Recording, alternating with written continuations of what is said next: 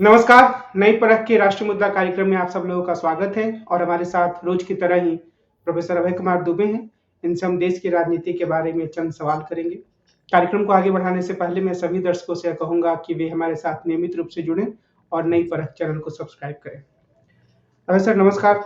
नमस्कार। मीडिया में ये खबरें 2 दिन से चल रही हैं कि नीतीश कुमार को आखिरकार संयोजक बना दिया जाएगा और शायद मल्लिकार्जुन खड़गे इंडिया गठबंधन के चेयरपर्सन बने।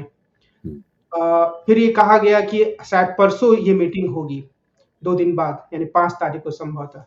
तो ये जो एक खबर है इंडिया गठबंधन की ओर से, क्या आप इसे एक सकारात्मक कदम के रूप में देखते हैं या बहुत ही देर से लिया गया एक फैसला है? आपकी क्या टिप्पणी है इस पर? देखिए, इस पर एक मैं मशहूर जो कथन होता है, देर आए दुरुस्त आए। देर से हो रहा है कदम, लेकिन दुरुस्त है।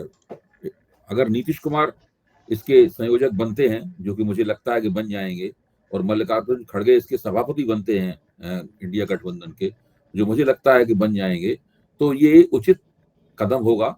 और इसके जरिए विपक्ष की भी 2024 के चुनाव की लोकसभा चुनाव की तैयारी की एक मजबूत शुरुआत होगी। देर से होगी, मैं फिर कहूंगा, काफी समय बर्बाद किया जा चुका है, लेकिन मजबूत तैयारी की ये शुरुआत हो जाएगी। इसके बाद में इनके पास करने के लिए 2 काम रह जाएंगे। पहला, एक न्यूनतम साझा कार्यक्रम तैयार करना, जो मुझे लगता है कि ये जो 2 दिन बाद जिस बैठक का आप जिक्र कर रहे हैं, शायद उस बैठक में ही उसका आगाज हो जाए। और जैसे इन लोगों की ताजपोशी होगी, ये लोग न्यूनतम साझा कार्यक्रम तैयार करने की तरफ जाएंगे और बहुत तेजी के साथ में फिर 20 जनवरी तक जहां जहां गठजोड़ हो सकता है वहां वहां गठजोड़ हो जाएगा। और जैसे ही ऐसा होता है, वैसे ही आप देखिए कि भारतीय जनता पार्टी और राष्ट्रीय जनतांत्रिक गठजोड़ यानी एनडीए के खिलाफ विपक्ष की पूरी मोर्चाबंदी, व्यू रचना पूरी की पूरी तैयार हो जाएगी। फिर हम आसानी से समीक्षा कर सकेंगे, आकलन लगा सकेंगे कि किधर ग्राफ जो है, रुझान, चुनाव का रुझान किधर होगा, कहां पे टक्कर हो रही है, कहां टक्कर नहीं हो पा रही है, क्या स्थिति है। क्या सामाजिक गठजोड़ के लिहाज से भी इसे एक अच्छा फैसला माना जा सकता है? नीतीश ओबीसी वर्ग से आते हैं, मल्लिकार्जुन खड़गे दलित वर्ग से। तो क्या ये भारतीय जनता पार्टी की जो एक पूरी एक का एक नैरेटिव होता है, मोदी एक ओबीसी नेता के रूप में, उसकी कार्ड के रूप में इसको हम देख सकते हैं? या बन बिल्कुल। पाएगा ऐसा? देखिए, न केवल ये दलित और ओबीसी की नुमाइंदगी का सवाल है, बल्कि नीतीश कुमार से ज्यादा गठबंधन की राजनीति में तजुर्बेकार कोई नेता इस समय इस देश में नहीं है। मुझे लगता है कि उस प्रकार का तजुर्बा, व्यवहारिक तजुर्बा मैं कह रहा हूं, वो सोनिया गांधी के पास भी है, बहुत जबरदस्त। तो वो नीतीश कुमार इस काम में बहुत अच्छी भूमिका निभाएंगे। और नीतीश कुमार ने जिस तरीके से अपनी पार्टी की बागडोर अपने हाथ में ली है ललन सिंह से, और मुख्यमंत्री भी साथ में है, अब वो संयोजक भी होंगे, तो देखा जाए कि वो उनका जो कद है, जैसी उनकी आत्म छवि भी है और उनके समर्थकों की भी है, और मैं भी मानता हूं उनका जो कद है, 3 गुरुतर जिम्मेदारियां उनके ऊपर होंगी। अपनी पार्टी की मुख्य बागडोर उनके हाथ में होगी, बिहार सरकार की मुख्य बागडोर उनके हाथ में होगी, और देश का सबसे बड़ा गैर भाजपा गठजोड़ होगा, उसकी बागडोर भी उनके हाथ में होगी।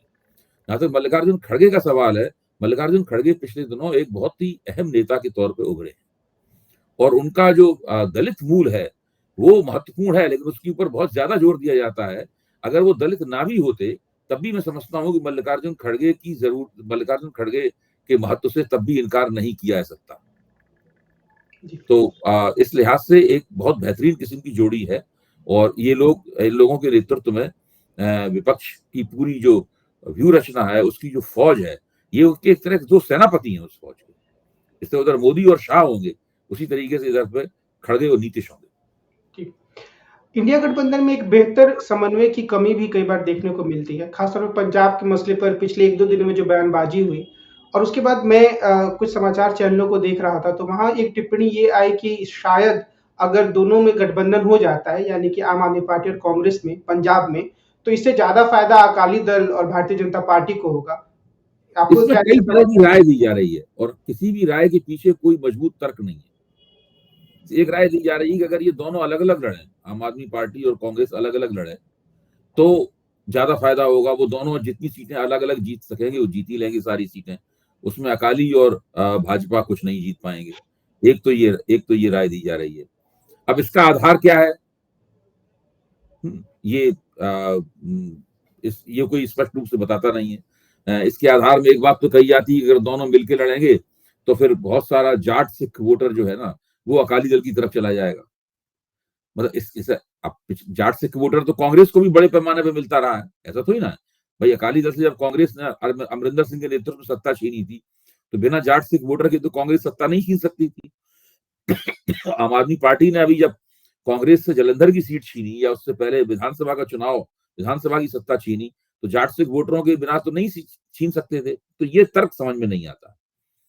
दूसरी तरफ मुझे तो लगता है ये है कि अगर दोनों के बीच में गठजोड़ हो जाएगा तो वो लोग ज्यादा आपस में किसी किस्म का विवाद नहीं होगा, एक दूसरे की खिंचाई नहीं करेंगे, आलोचना नहीं करेंगे। पूरे इंडिया गठबंधन के लिए ये बहुत ही लाभकारी होगा और बहुत आसानी के साथ में वो भाजपा और अकाली दल का सुपड़ा साफ कर देंगे। अभी जो सर्वेक्षणों में भाजपा और अकाली दल को जो वोट मिलते दिखाए गए हैं वो बहुत कम है।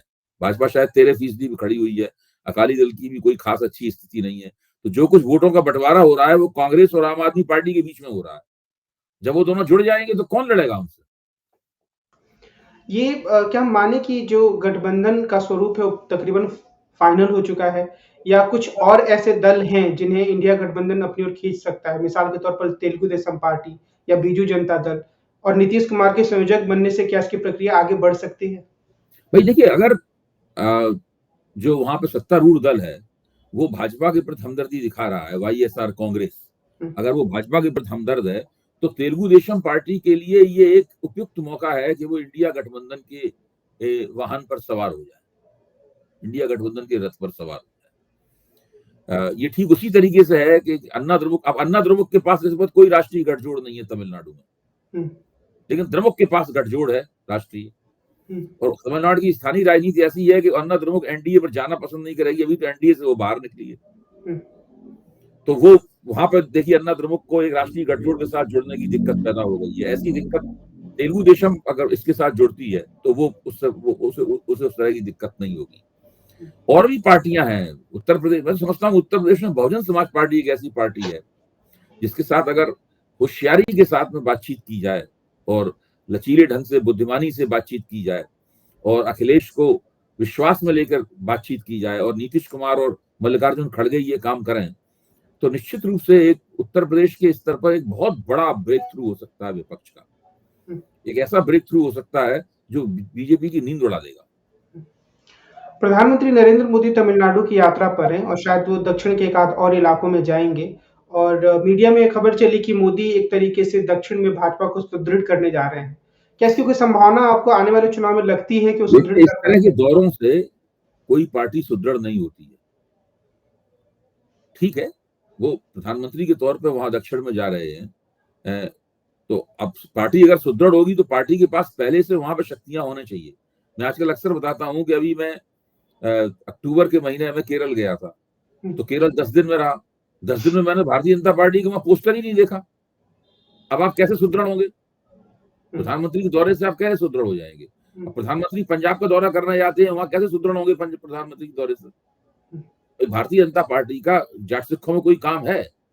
भारतीय जनता पार्टी का जो शहरी हिंदू व्यापारी हैं उनके बीच में काम है, और कुछ हिंदुओं में भी, पंजाब के हिंदुओं में भी भारतीय जनता पार्टी की अपील है। लेकिन वो उसमें से बहुत बड़ा हिस्सा कांग्रेस का समर्थन करता रहा है, बहुत बड़े हिस्से ने आम आदमी पार्टी को वोट दिया है। तो वो मुझे नहीं लगता कि इस प्रकार के दौरों से दक्षिण भारत का code Bharatiya Janata party crack कर लेगी। अब राम मंदिर का इतना बड़ा कार्यक्रम, अयोध्या उत्सव मनाया जा रहा है, तो क्या उसका असर आंध्र प्रदेश में पड़ेगा? क्या उसका असर केरल में पड़ेगा? क्या उसका असर तमिलनाडु में पड़ेगा? क्या उसका असर पंजाब पे पड़ेगा? मुझे नहीं लगता कि पड़ेगा असर। भाजपा का जो प्रभाव क्षेत्र है वहां पर भाजपा का समर्थन और ज्यादा पुख्ता होगा, उसके कार्यकर्ताओं में और जोश पैदा होगा। वहां से भाजपा जिस तरह के परिणाम निकालना चाहती है, 100% किस्म के परिणाम निकालना चाहती है, उसमें उसको मदद मिल सकती है। लेकिन जिन इलाकों में भाजपा का प्रभाव क्षेत्र नहीं है वहां राम मंदिर के इस अयोध्या उत्सव की कोई खास अनुभूति नहीं होगी। आज अगर हम एक दूसरी घटना की बात करें तो 2 मुख्यमंत्रियों के खिलाफ ईडी का सम्मन था, और दोनों ने यह फैसला किया कि वो ईडी के सम्मन में वहां हाजिर नहीं होंगे। उन्होंने लिखित जवाब कुछ भेज दिया। तो कानून के लिहाज से और राजनीति के लिहाज से आप इसे एक समझदारी भरा कदम मानते हैं? मेरे ख्याल से बिल्कुल मैं तो समझता हूँ ये तुम डाल डाल हम पात पात वाली स्थिति है। और अगर ईडी को लगता है कि ये लोग इतने, ईडी को भाई अरविंद केजरीवाल ने ईडी से पूछा था कि आप हमें बताइए, आप हमें किस हैसियत से बुला रहे हैं, आप हमें गवाह की हैसियत से बुला रहे हैं कि आप हमें अभियुक्त की हैसियत से बुला रहे हैं, किस हैसियत से बुला रहे हैं? किसी एफआईआर में मेरा नाम है, क्या है? मतलब ये तो ऐसी बात रही कि किसी को भी बुलाए और जाके बैठ जाए और ईडी अचानक कहने लगे कि आपको गिरफ्तार किया जाता है। तो स्पष्ट रूप से ईडी की तरफ से स्पष्ट होना चाहिए कि जो बुलाया जा रहा है उसके पीछे ठोस उद्देश्य क्या है, उनको बुला के आप क्या उद्देश्य हल करना चाहते हैं। तो पहली बार तो अरविंद केजरीवाल ने यही पूछा था ईडी से, ईडी ने आज तक उसका जवाब नहीं दिया है। तो अब ये दोनों मुख्यमंत्रियों ने जाने से इनकार कर दिया है।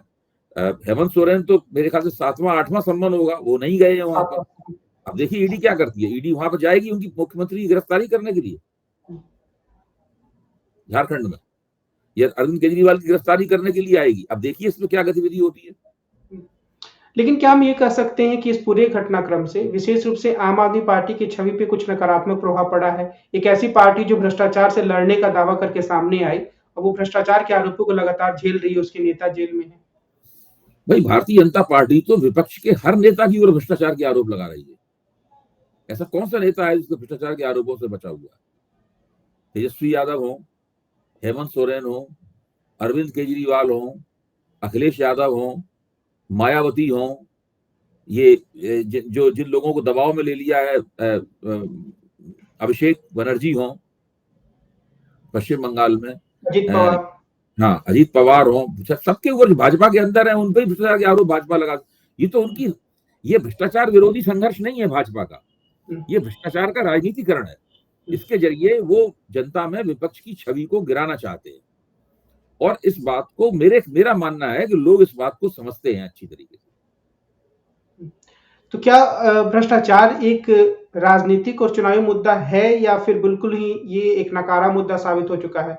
देखिए भ्रष्टाचार उस वक्त एक मजबूत मुद्दा बनता है जबकि लोगों को लगे कि वो उनकी रोजमर्रा की जिंदगी उनसे प्रभावित हो रही है और लगे कि ये सरकार भ्रष्टाचार कर रही है, तब वो महत्वपूर्ण मुद्दा बनता है। उसके बाद जो समाज में पहले से समस्याएं हैं जैसे कि बेरोजगारी है, महंगाई है, उनके साथ जुड़ के वो बहुत प्रभावी मुद्दा बन जाता है। फिर एक बड़ी एंटी इनकम्बेंसी उसके जरिए बनती है। इस तरह की एंटी इनकम्बेंसी कोई हेमंत सोरेन के खिलाफ झारखंड में हो या अरविंद केजरीवाल के खिलाफ दिल्ली में हो, तो इसके कोई संकेत तो नहीं दिखाई पड़ते। क्या ऐसा लगता है कि नरेंद्र मोदी अपनी छवि बचाने में सफल रहे हैं कि भ्रष्टाचार से मेरा लेना देना कोई नहीं है, मैं त्यागी किस्म का आदमी हूं जिसके पास अपना परिवार नहीं है और वो झूला उठा के चल देगा, और ये विपक्ष की नाकामी मानी जा सकती है? हाँ नहीं, वो तो रहे हैं सब। देखिए जब जब राहुल गांधी ने और विपक्ष के दूसरे नेताओं ने राफेल सौदे का मसला उठाया था, तब एक बार लगा था कि नरेंद्र मोदी को नरेंद्र मोदी की ये जो छवि है कि वो भ्रष्टाचार से उनका कोई संबंध नहीं है, वो ईमानदार और त्यागी तपस्वी किस्म के नेता हैं, इस पे कुछ आघात होगा, लेकिन वो नहीं हो पाया। इसके बाद हिंडनबर्ग के सवाल के ऊपर, हिंडनबर्ग ने जो अडानी के बारे में रिपोर्ट दी थी, उसके ऊपर तब जब सवाल उठाया गया तब भी लगा कि अरविंद केजरीवाल ने भी कहा और राहुल गांधी ने भी कहा, दूसरे नेताओं ने भी कहा, तब लगा कि नरेंद्र मोदी की छवि पर इससे आघात होगा। लेकिन आज तो सुप्रीम कोर्ट ने हिंडनबर्ग के सवाल पर अडानी को क्लीन चिट दे दी। उनका चैनल लगातार अभी उनका कितने, हिंडनबर्ग की रिपोर्ट कितनी खराब रिपोर्ट थी और कितनी नुकसानदेह रिपोर्ट थी, कितनी झूठी रिपोर्ट थी, इसका प्रचार कर रहा है।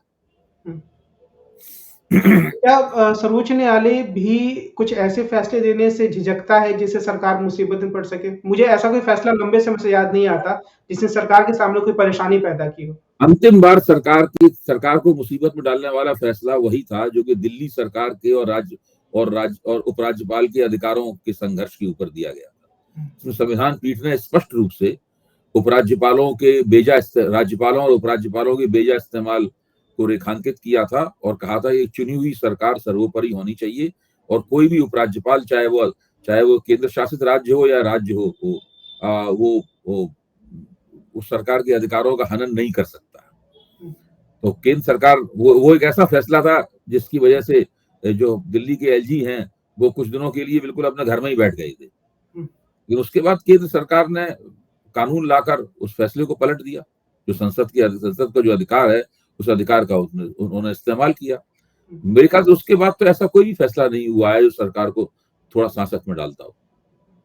एक और खबर ये आ रही है अमित शाह के हवाले से कि सीए जो है वो लागू किया जाएगा, उस कानून को लागू किया जाएगा। तो एक तो ये है कि क्या इससे सांप्रदायिक ध्रुवीकरण की जो भाजपा की मंशा है वो पूरी हो सकती है, और विपक्ष की अगर इन्होंने सीए लागू नहीं किया तो ये पश्चिम बंगाल में चुनाव हार जाएंगे। सीए, आप सोचिए कब सीए के बारे में देश में हंगामा विवाद चल रहा था, कितना समय लगा दिया सरकार ने उसकी नियमावली बनाने में।